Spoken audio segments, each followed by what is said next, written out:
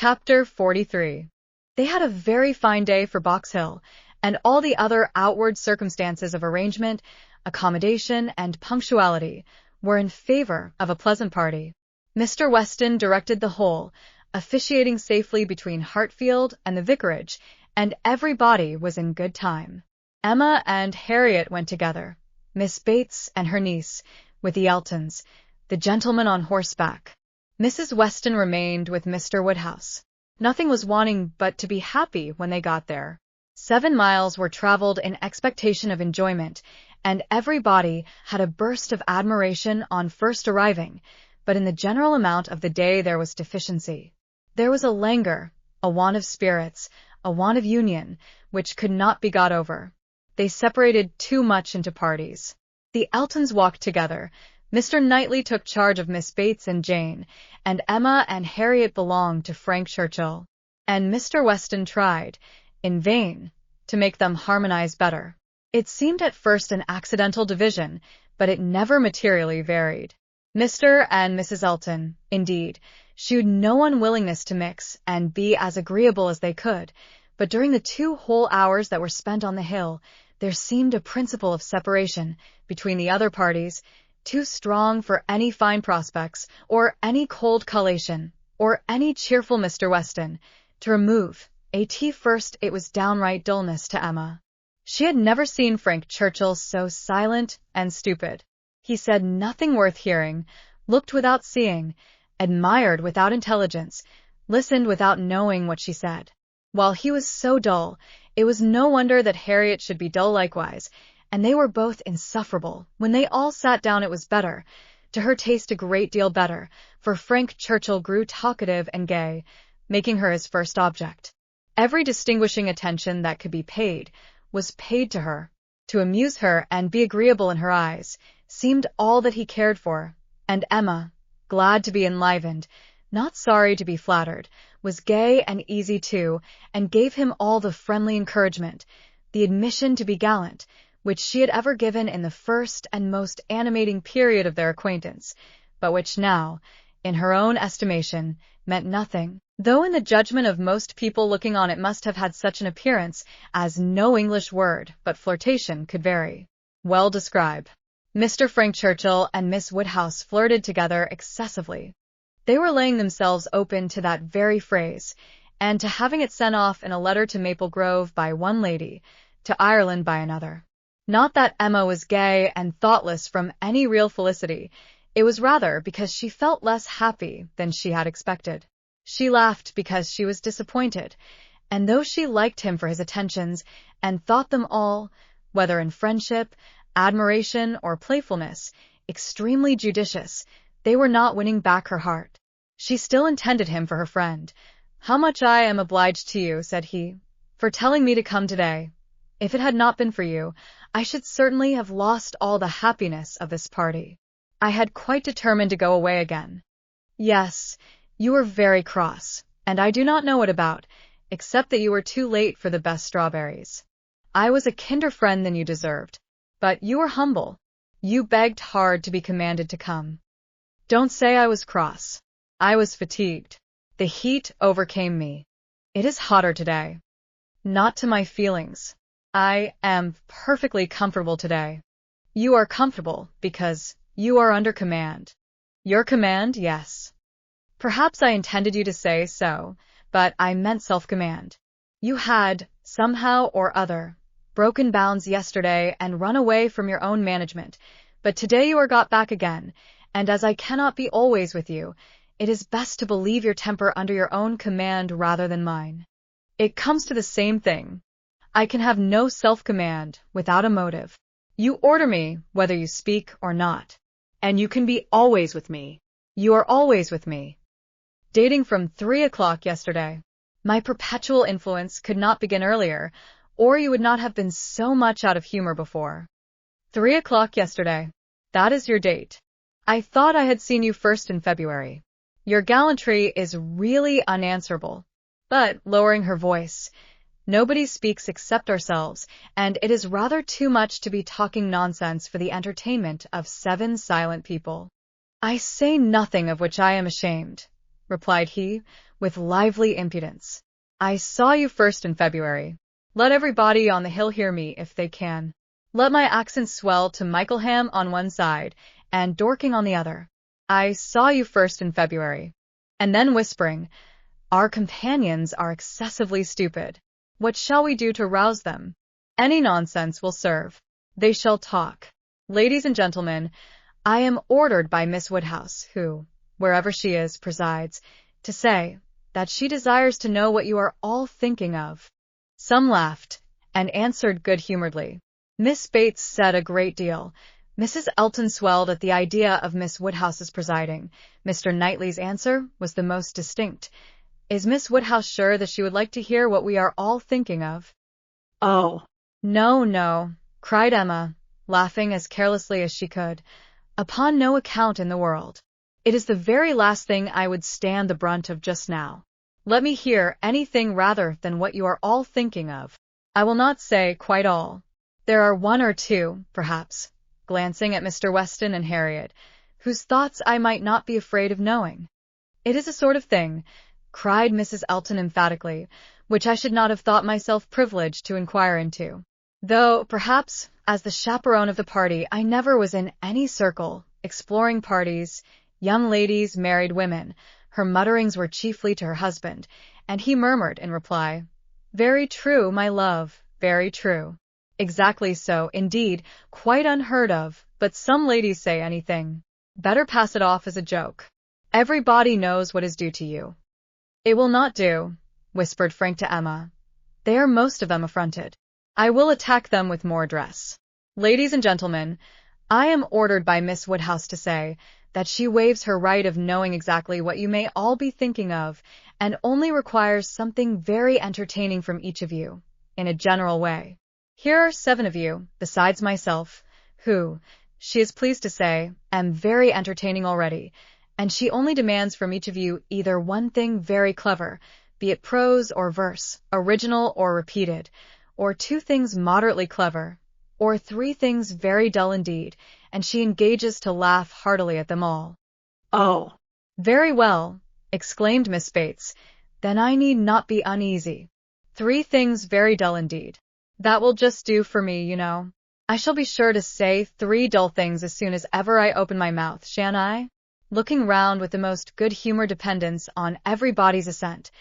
Do not you all think I shall? Emma could not resist. Ah, ma'am, but there may be a difficulty. Pardon me, but you will be limited as to number. Only 3 at once. Miss Bates, deceived by the mock ceremony of her manner, did not immediately catch her meaning, but, when it burst on her, it could not anger, though a slight blush shewed that it could pain her. Ah, well, to be sure. Yes, I see what she means, turning to Mr. Knightley, and I will try to hold my tongue. I must make myself very disagreeable, or she would not have said such a thing to an old friend. I like your plan, cried Mr. Weston. Agreed, agreed. I will do my best. I am making a conundrum. How will a conundrum reckon? Low, I am afraid, sir. Very low, answered his son. But we shall be indulgent, especially to any one who leads the way. No, no, said Emma. It will not reckon low.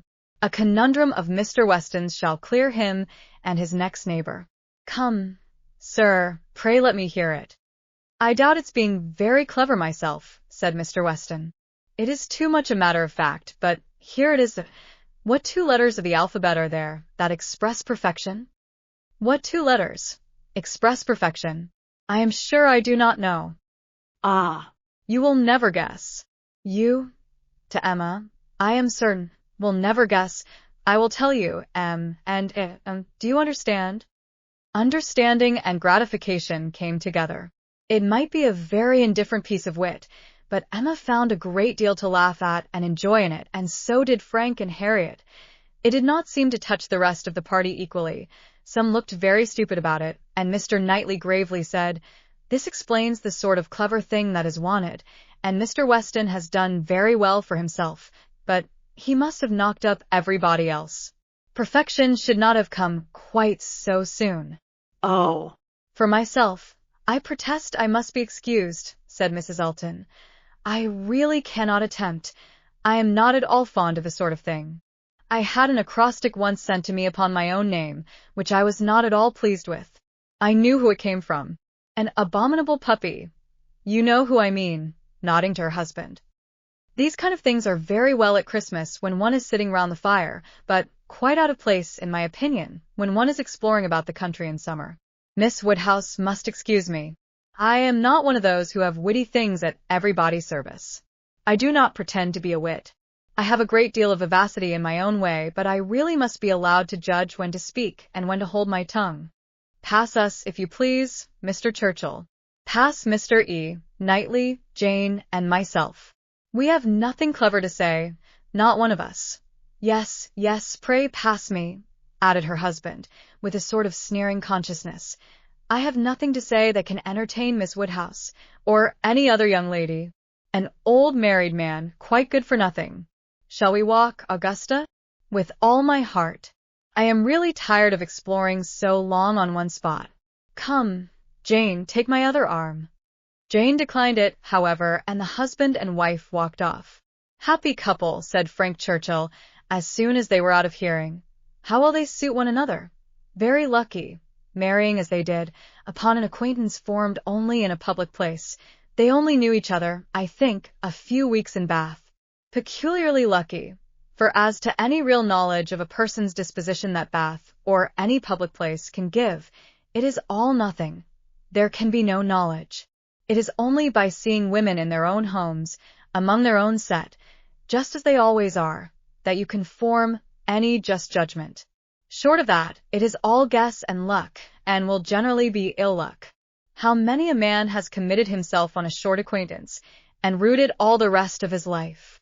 Miss Fairfax, who had seldom spoken before, except among her own confederates, spoke now. Such things do occur, undoubtedly. She was stopped by a cough. Frank Churchill turned towards her to listen. You were speaking, said he, gravely. She recovered her voice. I was only going to observe that though such unfortunate circumstances do sometimes occur both to men and women, I cannot imagine them to be very frequent. A hasty and imprudent attachment may arise, but there is generally time to recover from it afterwards. I would be understood to mean that it can be only weak, irresolute characters, whose happiness must be always at the mercy of chance, who will suffer an unfortunate acquaintance to be an inconvenience, an oppression for ever. He made no answer, merely looked and bowed in submission, and soon afterwards said, in a lively tone, Well, I have so little confidence in my own judgment, that whenever I marry, I hope somebody will choose my wife for me. Will you? Turning to Emma. Will you choose a wife for me? I am sure I should like anybody fixed on by you.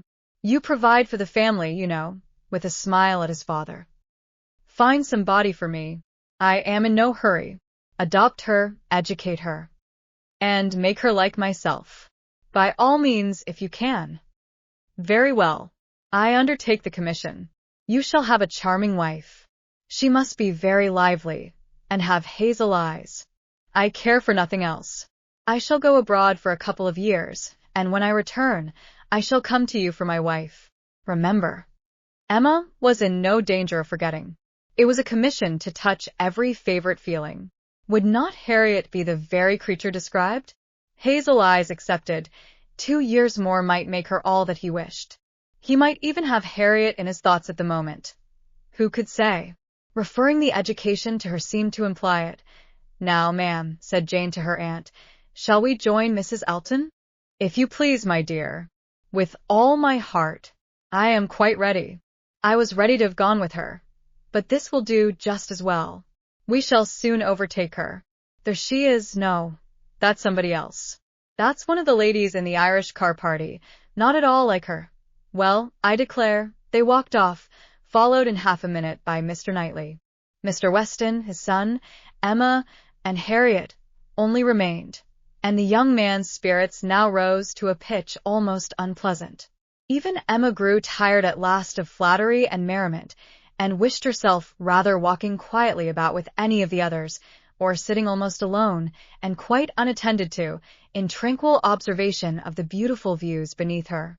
The appearance of the servants looking out for them to give notice of the carriages was a joyful sight, and even the bustle of collecting and preparing to depart, and the solicitude of Mrs. Elton to have her carriage first, were gladly endured, in the prospect of the quiet drive home which was to close the very questionable enjoyments of this day of pleasure. Such another scheme, composed of so many ill-assorted people, she hoped never to be betrayed into again. While waiting for the carriage, she found Mr. Knightley by her side. He looked around, as if to see that no one were near, and then said, "Emma, I must once more speak to you, as I have been used to do. A privilege rather endured than allowed, perhaps, but I must still use it. I cannot see you acting wrong, without a remonstrance. How could you be so unfeeling to Miss Bates?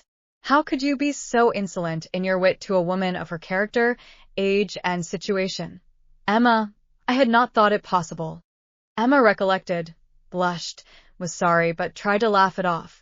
"Nay, how could I help saying what I did? Nobody could have helped it.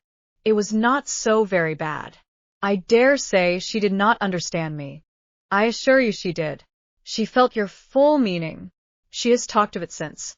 I wish you could have heard how she talked of it, with what candor and generosity.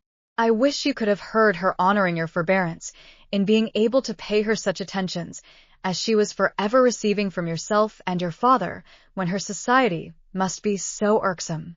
"Oh," cried Emma, "I know there is not a better creature in the world, but you must allow that what is good and what is ridiculous are most unfortunately blended in her." "They are blended," said he, "I acknowledge, and, were she prosperous, I could allow much for the occasional prevalence of the ridiculous over the good. Were she a woman of fortune, I would leave every harmless absurdity to take its chance. I would not quarrel with you for any liberties of manner. Were she your equal in situation, but, Emma, consider how far this is from being the case. She is poor, she has sunk from the comforts she was born to, and, if she lived to old age, must probably sink more. Her situation should secure your compassion. It was badly done, indeed. You, whom she had known from an infant, whom she had seen grow up from a period when her notice was an honor, to have you now, in thoughtless spirits and the pride of the moment, laugh at her, humble her, and before her niece, too, and before others, many of whom, certainly some, would be entirely guided by your treatment of her. This is not pleasant to you, Emma, and it is very far from pleasant to me, but I will tell you truths while I can, satisfied with proving myself your friend by very faithful counsel, and trusting that you will some time or other do me greater justice than you can do now." While they talked, they were advancing towards the carriage. It was ready, and, before she could speak again, he had handed her in. He had misinterpreted the feelings which had kept her face averted and her tongue motionless. They were combined only of anger against herself, mortification, and deep concern. She had not been able to speak, and, on entering the carriage, sunk back for a moment overcome, then reproaching herself for having taken no leave, making no acknowledgment, parting in apparent sullenness, she looked out with voice and hand eager to shew a difference, but it was just too late. He had turned away, and the horses were in motion. She continued to look back, but in vain, and soon, with what appeared unusual speed, they were halfway down the hill, and everything left far behind. She was vexed beyond what could have been expressed, almost beyond what she could conceal. Never had she felt so agitated, mortified, grieved, at any circumstance in her life. She was most forcibly struck. The truth of this representation there was no denying. She felt it at her heart. How could she have been so brutal, so cruel to Miss Bates? How could she have exposed herself to such ill opinion in any one she valued? And how suffer him to leave her without saying one word of gratitude, of concurrence, of common kindness? Time did not compose her. As she reflected more, she seemed but to feel it more. She never had been so depressed. Happily, it was not necessary to speak. There was only Harriet, who seemed not in spirits herself, fagged, and very willing to be silent, and Emma felt the tears running down her cheeks almost all the way home, without being at any trouble to check them, extraordinary as they were.